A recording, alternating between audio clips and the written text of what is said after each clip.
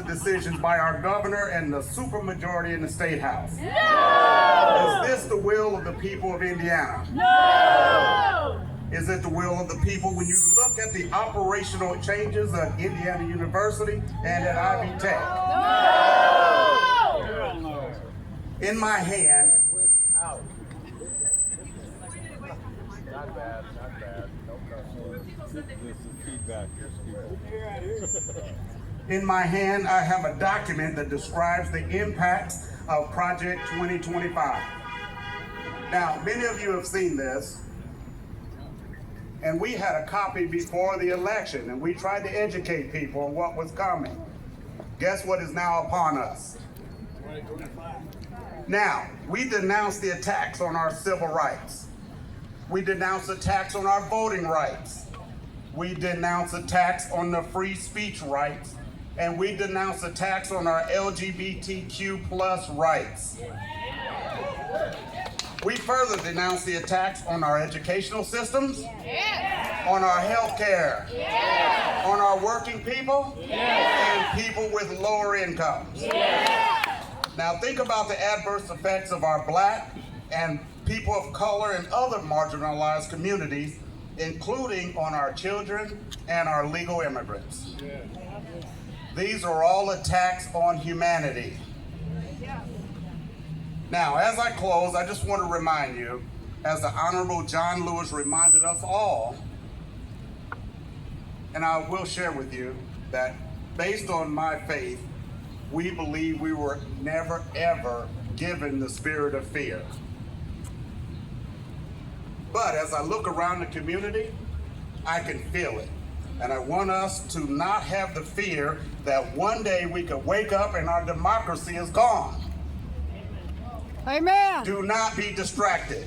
Do not get lost in a sea of despair. Never, ever be afraid to make some noise and get in some good trouble. Some necessary trouble. When you see something that is not right, that is not fair, that is not just, you have to speak up. Thank you for being here and speaking up. Thank you.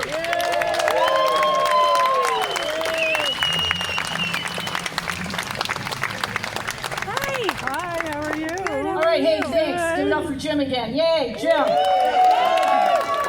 All right, so next we're going to hear from Nicole Siegel she's the founder of Care Not Cages.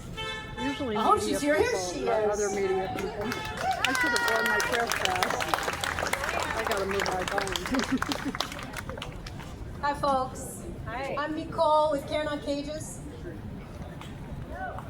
All right, let me know if your ears are hurting. Mine were previously. Care Not Cages, I'm not the founder. I'm one of it's a horizontal group, makes good trouble for social justice in Monroe County. And I'm here to talk about what Trump's radical right-wing agenda looks like right here at home. Right here in Monroe County. So people say Bloomington is a blue oasis, right? And we get a lot of satisfaction out of thinking of ourselves in that way.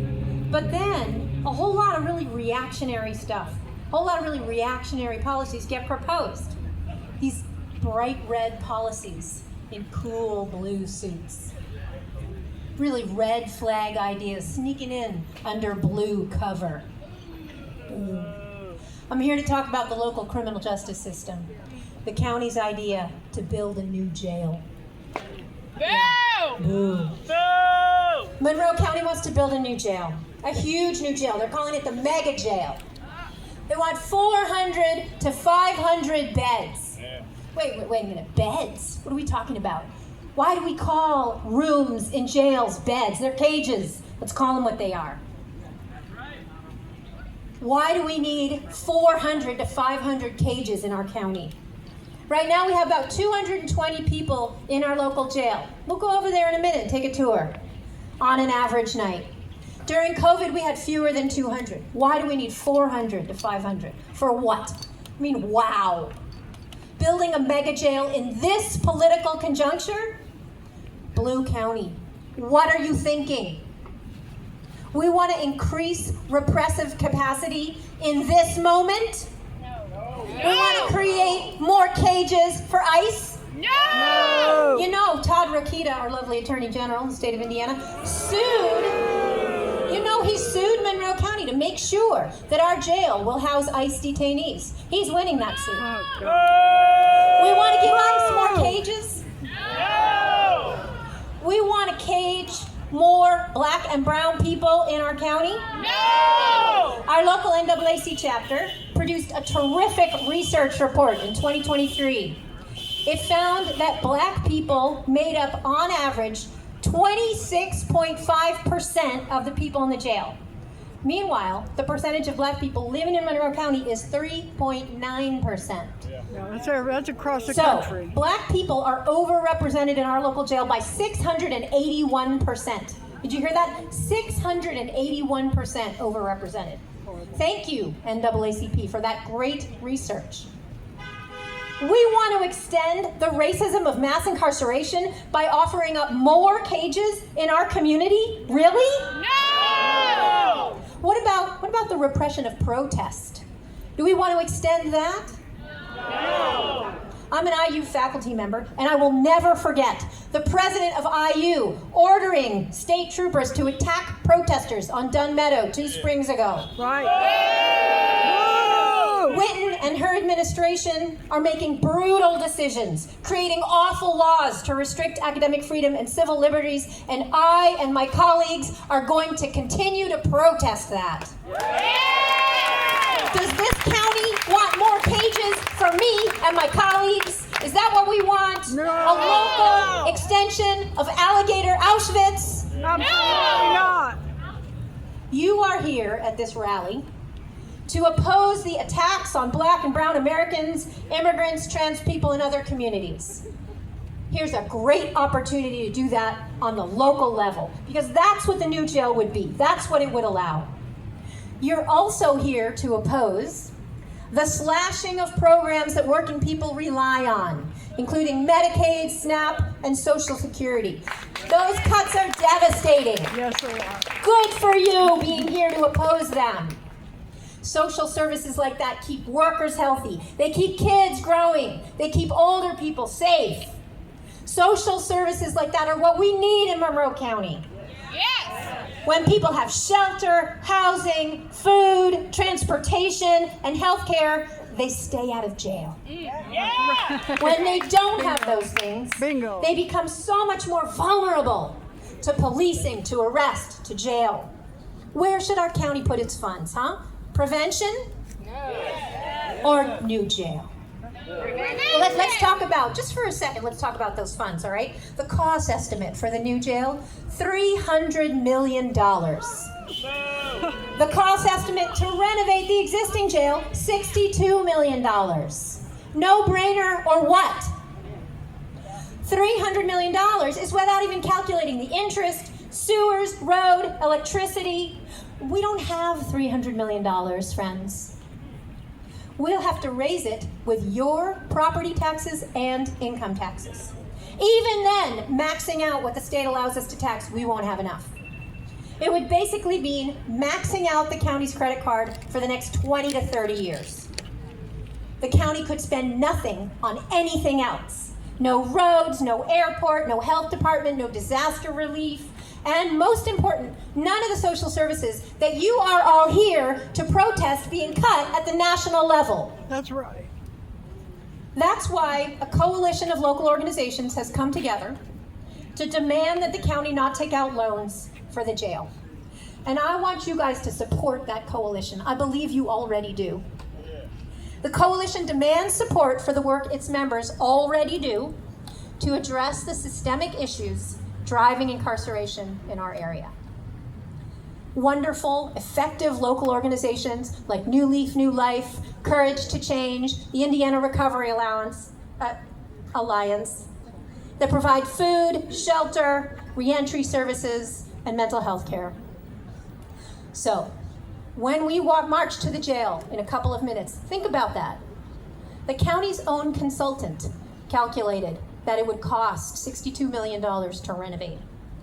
Fund renovation, fund local organizations. run by people with lived experience of the conditions making people vulnerable to incarceration in our county. Yes. Say no to Trump and Braun. Say no to the authoritarian police state at home. Say no to facilitating deportations and the racism of mass incarceration. Say no to building a jail in Monroe County. Say yes to the organizations in our coalition. Say yes to the social services that help people. Say yes to renovation, to making the current jail humane. Say yes to making our world a better place to live.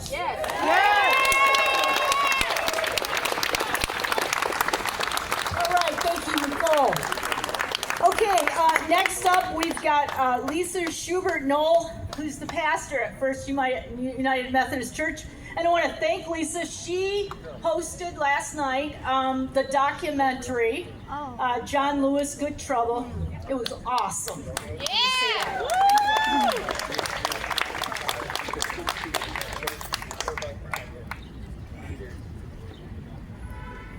Hey, Mark.